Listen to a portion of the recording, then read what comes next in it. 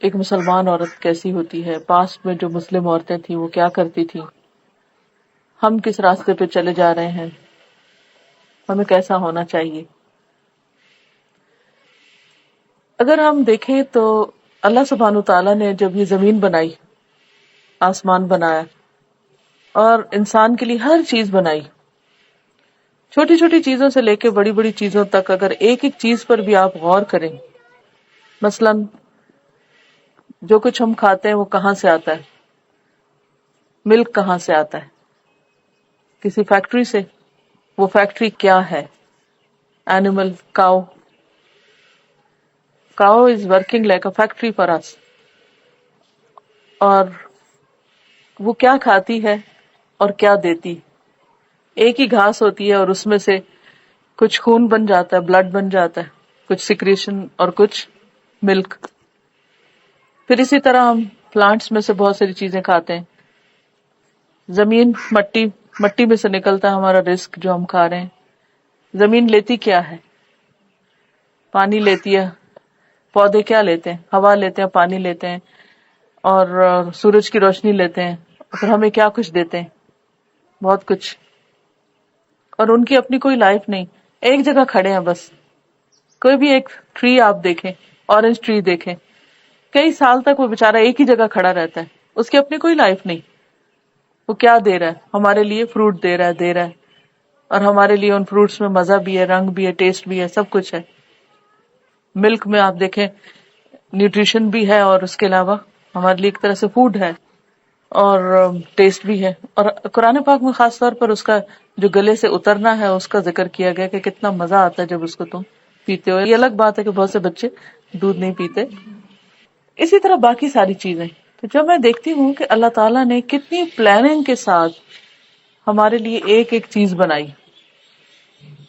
اور کس کے لیے سب کچھ سجایا، انسان کے لیے۔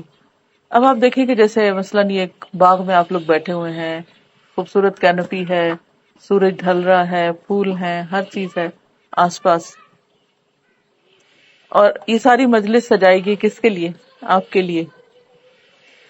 تو یو شوڈ بی تھینک فل جنہوں نے بھی آپ کے لیے سب کچھ کیا۔ اور ہم ہوتے ہیں کسی بھی پارٹی میں جاتے ہیں تو وہاں ہوسٹ کا ہم بار بار شکریہ ادا کر رہے ہوتے ہیں، اس کی تعریف کر رہے ہوتے ہیں، خوش ہو رہے ہوتے ہیں۔ اسی طرح اللہ سبحانہ تعالیٰ نے جو کچھ ہمارے لیے بنایا اس کو بھی دیکھ کر ہمیں اتنا ہی خوش ہونا چاہیے، تھینک فل بھی ہونا چاہیے، اور ان چیزوں کو انجوائے بھی کرنا چاہیے۔ لیکن ان ساری چیزوں کی انجوائمنٹ اس وقت ہوتی ہے کہ جب انسان کا دل خوش ہوتا ہے اور انسان کے پاس اچھی کمپنی ہوتی ہے۔ اگر آپ سب یہاں سے چلے جائیں تو اس باغ کے لیے کوئی خوشی کی بات نہیں۔ آپ دیکھتے ہیں اور انجوائے کرتے ہیں، آپ خوش ہوتے ہیں، لیکن آپ کیسے انجوائے کریں جب آپ اپنے دوستوں کے بیچ میں، اپنے ساتھیوں کے ساتھ۔ اگر آپ اکیلے اس باغ میں بیٹھے ہوں تو آپ شاید بور ہونے لگ جائیں، اس طرح اس کو انجوائے نہیں کر سکتے۔ لیکن جب آپ کی کمپنی اچھی ہوتی ہے تو پھر آپ اس کو انجوائے کرتے ہیں۔ اللہ تعالیٰ نے سب سے پہلے چیزیں بنائی، اس کے بعد انسان کو بنایا، آدم علیہ السلام کو، اور آدم علیہ السلام کو اپنے ہاتھ سے بنایا، ایک ایک چیز خوبصورت بنائی۔ آدم علیہ السلام پیدا ہو چکے ہیں، اللہ تعالیٰ فرشتوں کو حکم دیتے ہیں کہ سجدہ کرو آدم کو، ان کو علم دیتے ہیں، سکھاتے ہیں، ساری سٹوری سب نے سنی ہے بہت دفعہ۔ لیکن آدم علیہ السلام اکیلے ہیں، ہی از الون۔ اب کیا چاہیے ان کو؟ کمپنی۔ وہ فرشتوں کی کمپنی میں نہیں بیٹھ سکتے، وہ جنوں کے بیچ میں نہیں بیٹھ سکتے، وہ خالی جنت میں انجوائے نہیں کر سکتے۔ اس کمپنی کے لیے اللہ نے کس کو پیدا کیا؟ حوا کو۔ So who came first? Adam. And Havva came to give him company, support. اسی سے ایک عورت کا جو بیسک رول ہے، ویری نیچرل، وہ سمجھ میں آ جاتا ہے۔ یہ صرف میں نے آپ کو ایک ہنٹ دیا، اس سے آپ خود سوچ سکتے ہیں آگے کہ what's our role, what are we for۔ لیکن ایک طرف اتنا خوبصورت رول ہے، اتنا پیارا رول ہے، اور اتنا اللہ نے مرد اور عورت کی شکل میں جو دو چیزیں بنائی ہیں اور ان کے درمیان ایک اٹریکشن رکھی ہے، محبت رکھی ہے، اور ان کو ایک دوسرے کی ضرورت بنائے. لیکن آپ نے اکثر دیکھا ہوگا ادھر شادی ہوتی ہے, ادھر لڑائیاں, ادھر ڈیورس, ادھر آپس میں لڑ کے ایک دوسرے سے الگ ہو جاتے ہیں. ایک دوسرے کی ضرورت بھی ہے اور ایک دوسرے سے بنتی بھی نہیں ہے. موسٹلی یہی ہو رہا ہے نا. وائی, کیوں ہو رہا ہے؟ سوچنے کی بات ہے. کیونکہ ہم نے اپنا رول نہیں سمجھا, ہم نے اپنی حقیقت کو نہیں سمجھا. ہم وہ بننا چاہنے لگے جو ہم ہیں نہیں اور جس کے لیے ہم بنے نہیں. اس رول میں جانا, دوسرے کے جوتے میں پاؤں رکھنا, اٹس آلویز انکمفرٹیبل. پنچنگ, گریں گے. اپنا ہی جوتا پہن کے چلے تو ہی آپ صحیح چل سکتے ہیں. اب مشکل یہ ہے کہ لڑکیاں چاہتی ہیں یا عورتیں چاہتی ہیں کہ وہ آدمی بن کے رہیں اور آدمی کا رول پکڑ لیں, آدمی کی طرح وہ لیڈ کریں یا آدمی بنے یا آدمی جیسے اسٹرانگ بنے, کانفیڈنٹ بنے اور پتہ نہیں کیا بن جائیں. بے شک بن جائیں, بن رہے ہیں لوگ, لیکن کیا واقعی آر دے ہیپی؟ خوش بھی ہیں؟ نہیں, خوش نہیں ہیں. اندر ایک ویکیوم ہے, سیٹسفیکشن نہیں ہے. کوئی بھی چیز جس چیز کے لیے بنی ہے, جہاں اس کو ہونا چاہیے, جب وہ وہاں ہوگی تو وہ خوش ہوگی. تو یہاں سے ہم دیکھتے ہیں کہ اللہ تعالیٰ نے آدم علیہ السلام کو پیدا کیا اور پھر آدم علیہ السلام کی پسلی سے حضرت حوا کو پیدا کیا, ان کے اندر سے نکالا ایک طرح سے. یہ طریقہ کیا تھا وی ڈونٹ نو, کہ وہاں سے کچھ کاٹ کے نکالا تھا, اندر بنی تھی, یا وہاں سے وہ گرو ہوئی تھی, کیا ہوا تھا کیا نہیں, اللہ عالم, ہمیں نہیں پتا. لیکن یہ بتایا کہ سائڈ سے آئی تھی, which means کہ she is ساتھی. یعنی اگر سر سے آتی تو پھر سر پہ چڑھتی, اگر پاؤں پہ کی طرف سے آتی تو پاؤں کی جوتی بنتی. ناٹ پاؤں کی جوتی, وہ اس لیے نہیں کہ وہ مرد کو کنٹرول کرے. وہ کیا ہے, پسلی یا سائڈ سے آنے کا مطلب ہے کہ وہ she is a companion, she is individual independent, but she has a complementary role. تو مرد اور عورت کا یہ جو تعلق ہے اور جو رشتہ ہے اور یہ ان کے جو آپس کے ساتھ چلنے کا ایک طریقہ ہے, اس کو صحیح طور پر ایک مسلمان عورت کو جاننا چاہیے. کیونکہ مسلم کا مطلب کیا ہے کہ ہم اللہ کی جو رضا ہے یا اللہ کا جو طریقہ ہے یا اللہ کا جو کریشن پلان ہے, ہم اس سے اگری کرتے ہیں. وی سبمٹ, ہم اللہ کی بات سے راضی ہیں. And we will try to understand the حکمہ اینڈ وزڈم بیہائنڈ, کہ کیا کیوں بنایا گیا, مقصد کیا تھا, اس طرح کیوں بنایا گیا. دونوں مرد بھی تو ہو سکتے تھے, ایکول ہو سکتے تھے, بالکل برابر ہو سکتے, ایک جیسے ہو سکتے تھے, لیکن دونوں کو ڈفرنٹ بنایا تاکہ وہ ایک دوسرے کی ضرورت پوری کریں اور ان کے درمیان ایک اٹریکشن رکھی, which is very natural and which is needed. اگر وہ ہو ہی نہ تو دنیا میں خوبصورتی نہ, کام ہی نہیں چل سکتا کوئی. اب آپ دیکھیں کہ حضرت آدم اور حوا میں کسی لڑائی کی کوئی رپورٹ نہیں ملتی, حتیٰ کہ جب شیطان آتا ہے اور ان کو بہکانا شروع کرتا ہے تو کچھ ریلیجنز کے مطابق تو وہ حضرت حوا کو بلیم کرتے ہیں, لیکن اسلام نہیں کرتا. اسلام دونوں کو ایکولی ریسپانسبل قرار دیتا ہے. فَأَزَلَّهُمَا الشَّيْطَانُ, دونوں کو اکٹھا ہی پھسلایا تھا. جب جب آپ پہلے ہی سے پارا پڑھتے ہیں تو دونوں کی بات اکٹھے آتی ہے. اس سے مجھے سمجھ آیا کہ عربی میں ڈوئل کا صیغہ کیوں ہے. ہر زبان میں سنگولر پلورل ہوتا ہے, بیچ میں نہیں ہوتا کچھ, لیکن عربی میں بیچ میں بھی ہے کہ اگر دو نے کوئی کام کیا ہے تو پھر دو کا ذکر کیا جائے, نہ کہ سب کا یا انڈیویجول کا. اچھا, جب دو کا ذکر اکٹھے کیا گیا ہر چیز میں, اس کا مطلب یہ کہ وہ آپس میں اتفاق میں تھے دونوں, تبھی دونوں کے اوپر رسپانسبلٹی آئی. اس سے بھی اندازہ ہو سکتا ہے, یعنی ڈائریکٹ اگر رپورٹس نہیں تو انڈائریکٹلی آپ اس سارے قصے کہانی کو پڑھ کے یہ سمجھ سکتے ہیں کہ ہاؤ واز دیئر ریلیشن شپ. پھر اللہ نے ان کو بچے دیے, پھر اس سے آگے ساری نسل چلی اینڈ ان کی اولاد ہوئی, اور پھر دنیا میں بہت ساری عورتیں آئیں. فَمِنْهُمَا رِجَالًا كَثِيرًا وَنِسَاءً, ہم نے ان دونوں سے بہت سے مرد اور عورتیں دنیا میں پھیلا دیے, بکھیر دیے ہر طرف, ہر رنگ نسل. اور اس کا ایک نیچرل پروپورشن بھی رکھا نا, کہ مردوں اور عورتوں میں ایسا نہیں کوئی بہت فرق کہ 10% عورتیں ہوں تو 90% دنیا میں مرد ہوں. یا وہ اللہ تعالیٰ نے خود نیچر نے مینٹین کیا ہوا ہے. اس میں ہم جتنے چاہیں ابارشن کر لیں لڑکیوں کے, لیکن پھر بھی وہ کسی نہ کسی طرح پھر پورا ہو جاتا ہے. جتنے چاہے مرد مر جائیں کسی ورلڈ وار میں، لیکن پھر اللہ تعالیٰ نیچرل طریقے سے اس کو بیلنس کر دیتا ہے. یہ ایک اللہ کا سسٹم ہے، ایک الگ چیز ہے. حضرت حوا کے بعد جو پہلی عورت ہسٹری میں، ہیومن ہسٹری میں جس کا نام آتا ہے، وہ حضرت نوح کی وائف ہے، قرآن میں جن کا ذکر ہے. حضرت حوا کے جو بچے ہیں ان میں جو دو بھائی ہیں حابیل اور قابیل، ان کا لڑکی کے اوپر جھگڑا ہوا تھا، لیکن اس کا نام نہیں پتا، نہ اس کا کوئی رول پتا ہے. مگر آفٹر ہوا امرأت نوح جو ہے، نوح علیہ السلام کی وائف جو ہے، ان کا ذکر آتا ہے. یہاں ہم دیکھتے ہیں کہ نوح علیہ السلام کی وائف جو ہے وہ اپنے ہسبینڈ کے ساتھ انڈیفرنٹ ہے، ان کی نہیں بنتی. نوح علیہ السلام کے اندر بہت ہی اللہ نے پیشنس رکھا تھا. 950 ایئرس تک تبلیغ کی، اور حالت یہ ہے کہ خود اپنی بیوی بھی فیتھ فل نہیں ہے. ناٹ ان سینس کہ وہ as a wife she is not faithful, but she is not a Muslim, she is not a مومن، she has no supportive role for حضرت نوح. اور جب گھر سے سپورٹ نہیں ملتی تو بہت مشکل ہو جاتی.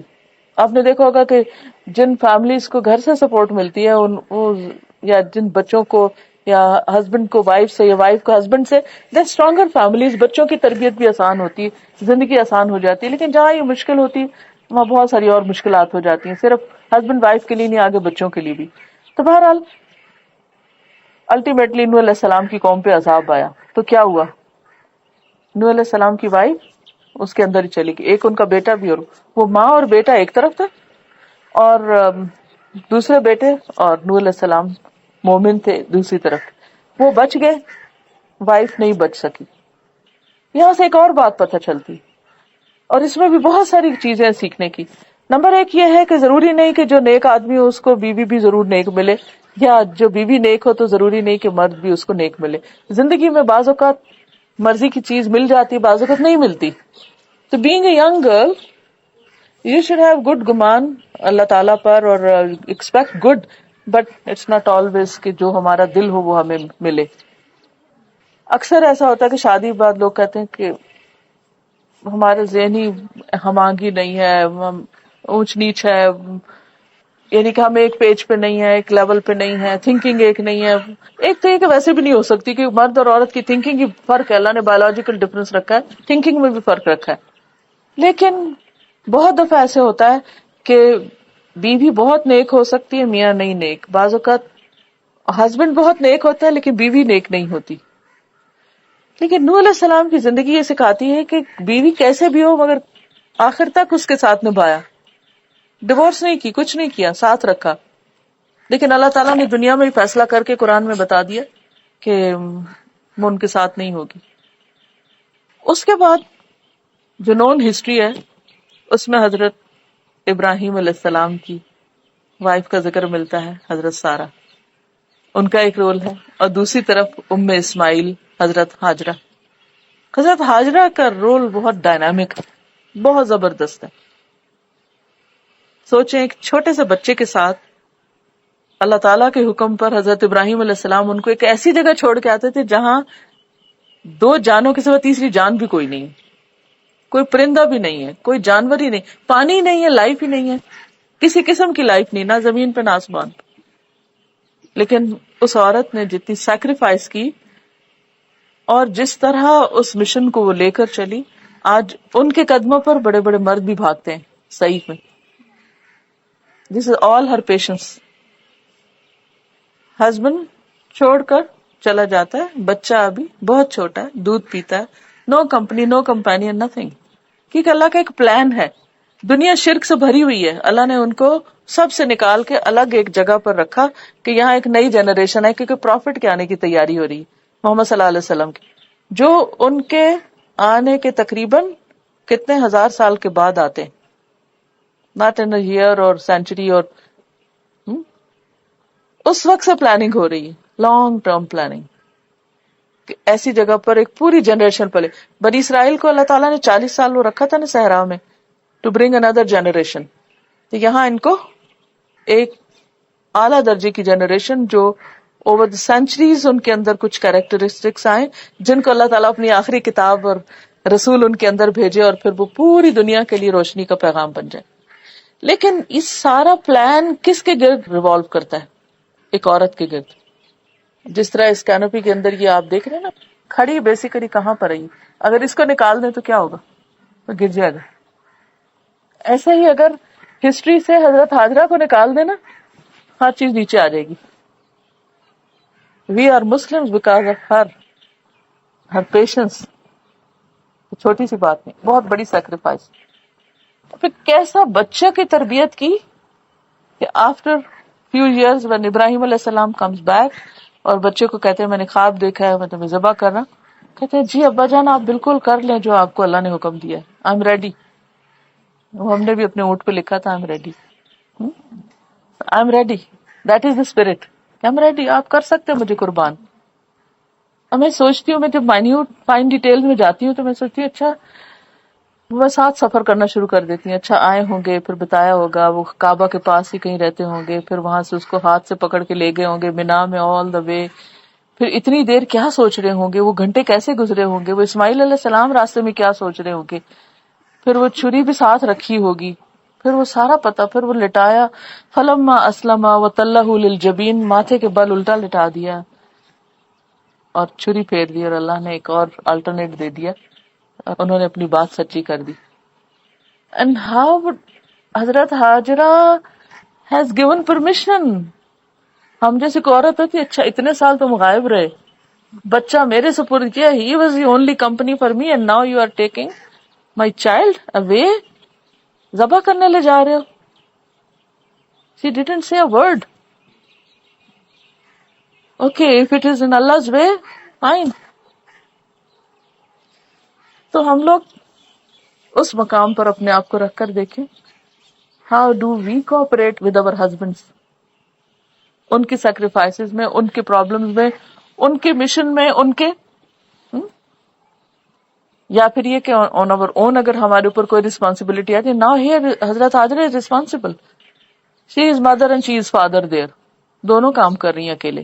جب عورت اکیلی ہو جاتی ہے تو وہی باپ اور ماں دونوں ہی کام کر رہی ہوتی ہے، تربیت کا بھی اور سب کچھ. لیکن بچے کے اندر وہ جو ایک خاص اطاعت ہے، باپ کی بھی اللہ کی بھی، اور ایک خاص خوبصورتی ہے اس میں. ابراہیم علیہ السلام کا وہ بچہ ہے مگر سارا کام حضرت ہاجرہ کا ہے. نیکسٹ کمز موسیٰ، موسیٰ علیہ السلام کی ماں. دس از نون ہسٹری نا.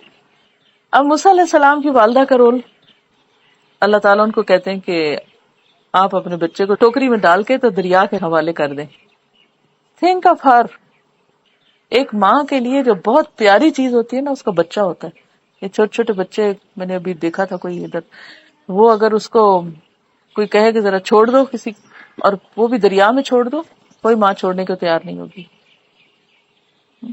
لیکن اللہ نے دل میں انسپریشن ڈالی نا، اور ایک بات آئی، اور وہ پوری قصہ کہانی قرآن میں لکھی. ان کا دل اڑا جا رہا تھا اور ان کا حال خراب تھا، لیکن انہوں نے اللہ کی بات مانی. اگر اللہ کا حکم یہ ہے تو میں یہ کر رہی ہوں. پھر اللہ نے اس بچے کی ٹیک کیئر کر لی. حضرت آسیہ جو تھی ان کے حوالے ہوا وہ بچہ. فرعون جیسے گھر میں پلا.